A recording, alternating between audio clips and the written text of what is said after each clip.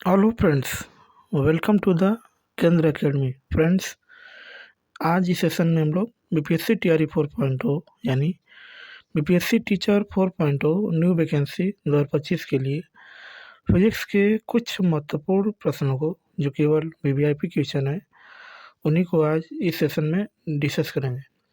ये सारे प्रश्न आपके एग्जाम के दृष्टिकोण से यानी बीपीएससी टीआरई 4.0 के दृष्टिकोण से काफ़ी इंपॉर्टेंट होंगे।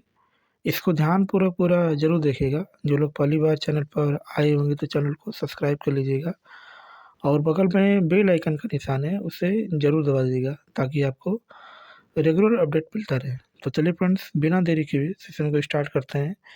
एक बार प्लीज़ पहले लाइक कर दीजिएगा और जब पूरा सेशन देख लीजिएगा तो कम से कम इसे एक ग्रुप में ज़रूर शेयर कर दीजिएगा। तो चलिए शुरू करते हैं। आज का हमारा पहला प्रश्न है कि आज ये फिजिक्स की जो है तीसरी क्लास है। इसके पहले आपने 2 कक्षाएँ नहीं देखी होंगी, तो इसमें यूट्यूब पे जाके मौजूद, इसको आप जाके देख सकते हैं, ठीक है?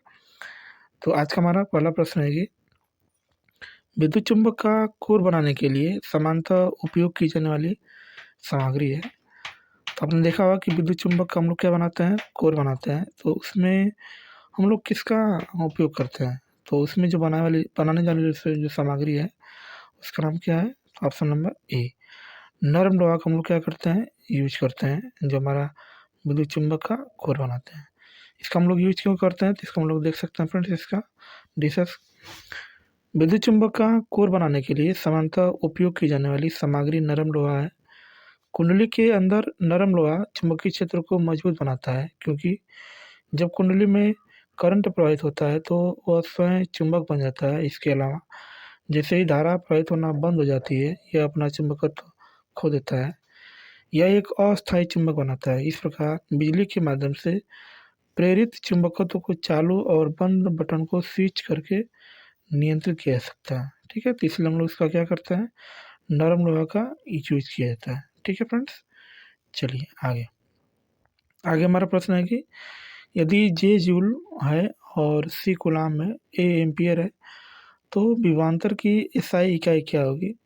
ऑप्शन ए जूल प्रति coulomb, option B volt, option C joule प्रति एम्पियर प्रति सेकेंड और ऑप्शन डी है उपयुक्त में से एक से अधिक। और ऑप्शन ई की बात करेंगे तो इसका ऑप्शन क्या है? तो ऑप्शन नंबर ई जो है उपयुक्त में से कोई नहीं। इसका जो राइट ऑप्शन हो जाएगा फ्रेंड्स, ऑप्शन नंबर डी इसका क्या है? राइट ऑप्शन है, क्योंकि उपयुक्त में से इसका ऑप्शन सही है। इस ऑप्शन की बात करेंगे तो जो हमारा बोल्ट होता है, ये भी विभवांतर का ही मात्रक होता है और जो जूल प्रति कूलाम होता है, ये भी क्या होता है? विभवांतर का ही मात्रक होता है, ठीक है? चलिए इसका हम लोग डिस्कस कर सकते हैं। इसकी बात करेंगे तो विभवांतर की एसआई इकाई वोल्ट है और इसे वी द्वारा व्यक्त किया जाता है। दो बिंदुओं के बीच विद्युत क्षमता में अंतर को क्या कहते हैं? तो विद्युत विभवांतर कहा जाता है। बाकी वोल्ट बराबर होता क्या है? तो जूल प्रति कूलाम होता है, या विभवांतर बराबर बोल सकते हैं कार्य बटा क्या होता है? आवेश होता है। कार्य का मात्रक जूल होता है और आवेश का मात्रक क्या होता है? कूलाम होता है, ठीक है? चलिए आगे। आगे हमारा प्रश्न है कि अलग अलग द्रव्यमान की दो वस्तुएं चंद्रमा की सतह के पास स्वतंत्र रूप से गिराने से क्या होगा? अलग अलग त्वरण होगा, उनकी जड़त्व में परिवर्तन होगा, किसी भी क्षण एक ही वेग होगा, समान परिमाण के बल का अनुभव होगा। इसका जो राइट ऑप्शन हो जाएगा फ्रेंड्स, ऑप्शन नंबर सी। सी इसका क्या है? राइट ऑप्शन है, ठीक है? इसको हम लोग देख सकते हैं, इसका डिस्कस। अलग अलग द्रव्यमान की दो वस्तुएं चंद्रमा की सतह के पास स्वतंत्र रूप से गिरने से किसी भी क्षण एक ही होगा, क्योंकि गुरुत्वाकर्षण के कारण उनका समान त्वरण होगा। किसी पिंड या वस्तु में पदार्थ की जितनी मात्रा होती है उसे उसे उस वस्तु का द्रव्यमान कहते हैं, जबकि उस वस्तु को पृथ्वी जिस बल से अपने तरफ खींचती है उसे उस वस्तु का भार कहते हैं। द्रव्यमान सतह फिक्स रहता है, जबकि भार की बात करेंगे तो भार क्या होता है? गुरुत्वीय त्वरण पर निर्भर होने के कारण परिवर्तन नहीं होता है, ठीक है? चलिए आगे। आगे हमारा प्रश्न है कि रेडियोधर्मी तत्व द्वारा उत्सर्जित निम्नलिखित में से कौन सा एक धनात्मक रूप से आवेशित कण है?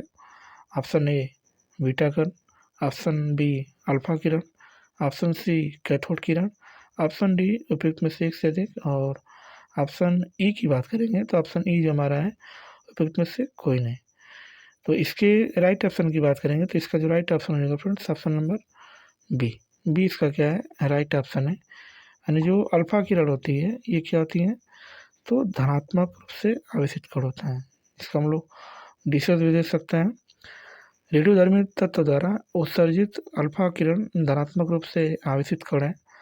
अल्फा किरणें अति सूक्ष्म धन आवेशित कणों की बनी होती है। इन कणों का द्रव्यमान अधिक होने के कारण इनकी गतिज ऊर्जा क्या होती है अधिक होती है। ठीक है, चलिए आगे। आगे हमारा प्रश्न है कि नाभिकीय रिएक्टरों में DTO का उपयोग होता है। ऑप्शन ए ईंधन के रूप में, ऑप्शन बी ड्यूटेरानो के स्रोत के रूप में, ऑप्शन सी मंदक के रूप में, ऑप्शन डी उपयुक्त में से एक से अधिक और ऑप्शन ए की बात करेंगे तो इसका उपयुक्त में से कोई नहीं। इसका जो राइट ऑप्शन होगा फ्रेंड्स ऑप्शन नंबर सी।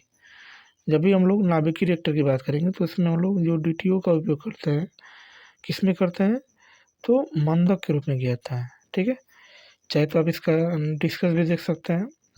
नाभिकीय रिएक्टरों में DTO का उपयोग मंदक के रूप में होता है जहाँ पर न्यूट्रॉन को धीमा करने के लिए न्यूट्रॉन मॉडरेटर के रूप में कार्य करता है ताकि यूरेनियम 238 की तुलना में विखंडनीय यूरेनियम 235 के साथ प्रतिक्रिया करने की अधिक संभावना, जो विखंडन के बिना न्यूट्रॉन को पकड़ लेता है। और भारी जल एक यौगिक है जो ऑक्सीजन और ड्यूटेरियम से बना होता है, जो हाइड्रोजन का एक भारी आइसोटोप है। यह 2H या D द्वारा दर्शाया जाता है।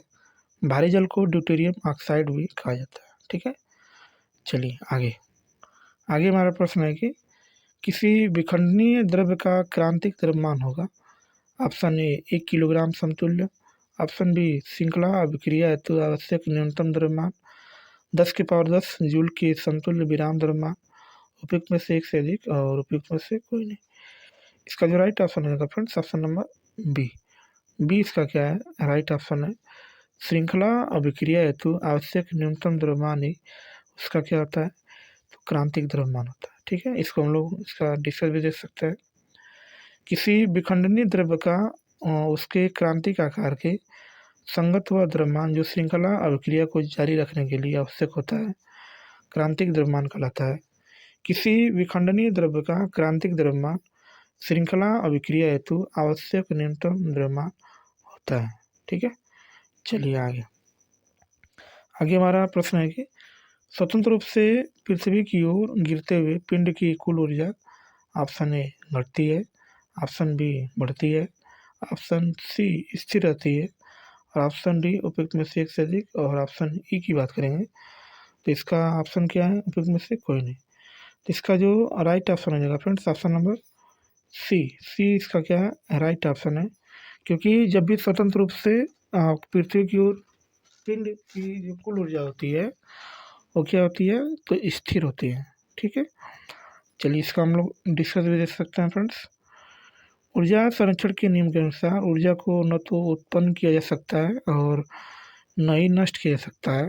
अतः जब कोई वस्तु स्वतंत्र रूप से पृथ्वी पर गिरती है तो उसकी कुल ऊर्जा स्थिर रहती है, क्योंकि जब कोई पिंड विषमावस्था में उच्चतम बिंदु पर होता है तो उसकी स्थितिज ऊर्जा अधिक और गतिज ऊर्जा शून्य होती है। लेकिन जब यह जमीन से टकराने वाली होती है तो इसकी गति ऊर्जा अधिकतम होती है और स्थितिज ऊर्जा क्या होती है शून्य होती है। ठीक है, इस दौरान प्रक्रिया में कुल ऊर्जा क्या होती है संरक्षित रहती है। ठीक है, आगे हमारा प्रश्न है कि भू स्थिर उपग्रह घूमता है। ऑप्शन ए ध्रुवों के ऊपरी किसी भी ऊंचाई पर, स्थिर ऊंचाई पर, उस ऊंचाई पर जो द्रव्यमान पर निर्भर हो, उपयुक्त में से एक से अधिक और उपयुक्त में से कोई नहीं। इसका जो राइट ऑप्शन हो जाएगा फ्रेंड्स ऑप्शन नंबर बी। भू स्थिर जो उपग्रह होता है वो स्थिर ऊंचाई पर क्या करता है घूमता है। ठीक है, इसका हम लोग चाहेंगे तो आप इसका डिस्कस भी दे सकते हैं। पृथ्वी के चारों ओर परिक्रमा कर रहे किसी कृत्रिम उपग्रह का वह वृत्ति पथ है जिस पर वह पृथ्वी के समान ही स्थिर ऊंचाई पर पश्चिम से पूर्व दिशा में घूर्णन करता है। तो ऐसे उपग्रह को भू स्थैतिक उपग्रह कहते हैं।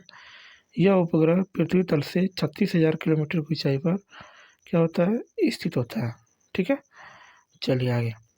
आगे हमारा प्रश्न है कि किसी चालक का जो प्रतिरोध होता है समानुपाती होता है, किसके समानुपाती होता है? तो ऑप्शन जो ए दिया है उसके अनुप्रस्थ काट के क्षेत्रफल के, ऑप्शन नंबर बी उसके घनत्व के, ऑप्शन नंबर सी जो दिया है उसकी लंबाई के, और ऑप्शन नंबर डी उपयुक्त में से एक से अधिक, और ऑप्शन नंबर ई जो है उपयुक्त में से कोई नहीं। इसका जो राइट ऑप्शन हो जाएगा फ्रेंड्स ऑप्शन नंबर सी।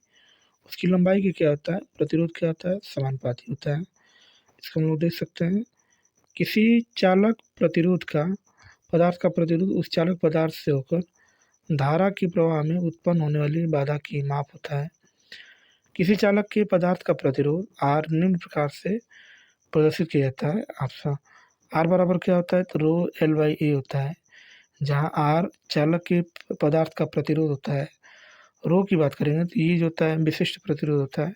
एल जो होता है चालक पदार्थ की लंबाई होती है, और ए जो होता है चालक पदार्थ के अनुप्रस्थ काट का क्षेत्रफल होता है। इस सूत्र से स्पष्ट है कि चालक का प्रतिरोध उसकी लंबाई के समानुपाती होता है, और तथा उसकी अनुप्रस्थ काट के क्षेत्रफल के व्युत्क्रमानुपाती होता है, जबकि प्रतिरोध चालक के घनत्व पर निर्भर नहीं करता है, क्योंकि इसमें घनत्व नहीं आया है। ठीक है। आगे, विंडो या घरेलू क्लीनर या परफ्यूम्स स्प्रे के रूप में इस्तेमाल की जाने वाली स्प्रे बोतलें निम्नलिखित में से किस पर काम करती हैं? तो केशिका पर, बर्नौली का सिद्धांत पर, पास्कल का नियम, और उपयुक्त में से एक से अधिक, और उपयुक्त में से कोई नहीं। इसका जो राइट ऑप्शन हो जाएगा friends option number B. B इसका क्या है, राइट ऑप्शन है, क्योंकि जो इस्तेमाल की जाती है बर्नौली के सिद्धांत पर काम करती हैं। कैसे काम करते हैं तो इसको देख सकते हैं आप।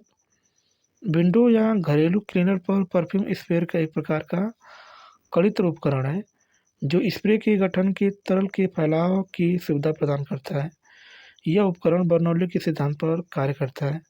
इस सिद्धांत के अनुसार किसी बहने वाले द्रव्य की कुल यांत्रिक ऊर्जा यानी दाब ऊर्जा, स्थितिज ऊर्जा और गतिज ऊर्जा नियत रहती है। अर्थात जिस स्थान पर द्रव का वेग कम होता है वहाँ दाब अधिक होता है, और जिस स्थान पर द्रव का वेग अधिक होता है वहाँ दाब क्या होता है, कम होता है। ठीक है। तो द्रव अधिक होगा तो दाब कम, दाब अधिक होगा तो द्रव अधिक। ठीक है। चलिए आगे। एक व्यक्ति पृथ्वी पर अधिक भार किस स्थिति में धकेल सकता है? ऑप्शन ए बैठने की स्थिति में, ऑप्शन ए खड़े होने की स्थिति में, ऑप्शन सी जमीन पर लेटे होने की स्थिति में, ऑप्शन नंबर डी उपयुक्त में से एक से अधिक, और ऑप्शन ई जो है उपयुक्त में से कोई नहीं। इसका जो राइट ऑप्शन मिलेगा फ्रेंड्स ऑप्शन नंबर बी। खड़े होने की स्थिति में जो है अधिक भार अनुभव कर सकता है। इसको हम लोग कैसे देखेंगे फ्रेंड्स। एक व्यक्ति खड़े होने की स्थिति में पृथ्वी पर अधिक भार डाल सकता है। पृथ्वी पर डाला गया दबाव, बल तथा आरक्षित किए गए क्षेत्रफल के अनुपात की स्थिति में जब सतह का क्षेत्रफल कम होगा तो भार अधिक होगा, जबकि लेटने पर और बैठने पर की स्थिति में क्षेत्रफल अधिक हो जाता है और व्यक्ति का भार जो है समान रूप से वितरित हो जाता है, जिससे पृथ्वी पर भार कम लगता है। ठीक है। देख भी सकते हैं कि यहाँ पर दाब बराबर होता है बल बटा क्या होता है, क्षेत्रफल। यानी क्षेत्रफल कम होगा तो दाब बढ़ेगा, और क्षेत्रफल अधिक होगा तो दाब क्या होगा, कम होगा। ठीक है। चलिए आगे। आगे हमारा प्रश्न है कि शुद्ध पानी की तुलना में अशुद्ध पानी का क्वथनांक क्या होता है? तो समान रहता है, बढ़ जाता है, घट जाता है, उपयुक्त में से एक से अधिक, और उपयुक्त में से कोई नहीं। इसका जो राइट ऑप्शन रहेगा friends option number B. B इसका क्या है, राइट ऑप्शन है, क्योंकि अशुद्ध पानी का जो क्वथनांक होता है शुद्ध पानी की अपेक्षा क्या होता है, अधिक होता है। देखिए, शुद्ध जल की तुलना में अशुद्ध जल का क्वथनांक बढ़ जाता है। ऐसा इसलिए है क्योंकि पानी में अशुद्धियाँ वाष्प की दबाव को कम कर देती हैं, जिसका अर्थ है कि किसी क्वथनांक तक पहुँचने तक के लिए अधिक ऊष्मा की आवश्यकता होती है। और उल्लेखनीय है कि शुद्ध जल का जो क्वथनांक होता है 100 डिग्री सेल्सियस होता है। ठीक है। चलिए आगे। आगे हमारा प्रश्न है कि हाइड्रोजन परमाणु की 91वें स्थिर कक्ष का अर्धव्यास किसके समानुपाती होता है? ऑप्शन ए 1/n का स्क्वायर, ऑप्शन बी 1/n, और ऑप्शन नंबर सी जो है 1/n है, सी जो है n का स्क्वायर, ऑप्शन नंबर डी उपयुक्त में से एक से अधिक, और ऑप्शन नंबर ई उपयुक्त में से कोई नहीं। इसका जो राइट ऑप्शन रहेगा friends option number C. N square के क्या होता है, समानुपाती होता है। इसको हम लोग कैसे देख सकते हैं फ्रेंड्स, हाइड्रोजन परमाणु का नाभिक प्रोटॉन से निर्मित होता है तथा उसके इलेक्ट्रॉन संलग्न होते हैं। हाइड्रोजन परमाणु की यानविक स्थिर कक्षा का हाइड्रोजन परमाणु के यानविक स्क्वायर के क्या होता है, समानुपाती होता है। ठीक है, आगे अभिक्रिया जिसमें ऑक्सीकरण संख्या घटती है को कहा जाता है। ऑप्शन नंबर ए अपचयन, ऑप्शन नंबर बी उपचयन, ऑप्शन नंबर सी अपउपचय अभिक्रिया, ऑप्शन नंबर डी उपयुक्त में से एक से अधिक, और ऑप्शन नंबर ई की बात करेंगे तो ऑप्शन नंबर उपयुक्त में से कोई नहीं। इसका जो राइट ऑप्शन होगा फ्रेंड्स ऑप्शन नंबर ए।